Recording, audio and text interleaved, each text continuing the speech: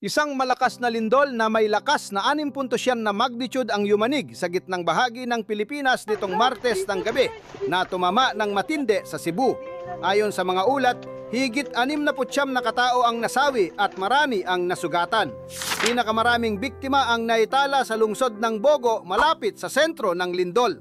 Hirap pa ring marating ng mga rescuers ang ilang lugar dahil sa mga sirang kalsada at tulay habang libu-libong residente ang nananatili sa langsangan dahil sa sunod-sunod na aftershocks. Naglagay ng mga pansamantalang ospital para sa mga nasugatan at idinideklara na ang state of calamity upang mapabilis ang paghatid ng tulong. Ang Parish of St. Peter the Apostle ng Bantayan Island, isa sa mga makasaysayang simbahan ang gumuho ang kampanaryo. Dahil dito, hiniling ng Arsobispo Alberto C. Uy ng Cebu na iwasan muna ang mga simbahan hanggang masuri ang kanilang kaligtasan.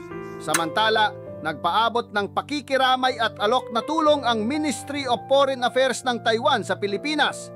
Ayon sa ahensya, wala namang naiulat na nasugatang Taiwanese, ngunit handa silang magbigay ng humanitarian aid at patuloy na minomonitor ang mga rescue efforts. Patuloy ang mga operasyon ng search and rescue at ayon sa mga autoridad, maaari pang tumaas ang bilang ng mga nasawi, isang paalala na nananatiling vulnerable ang Pilipinas sa mga kalamidad dahil sa lokasyon nito sa Pacific Ring of Fire. Gusto mo ba ang content namin?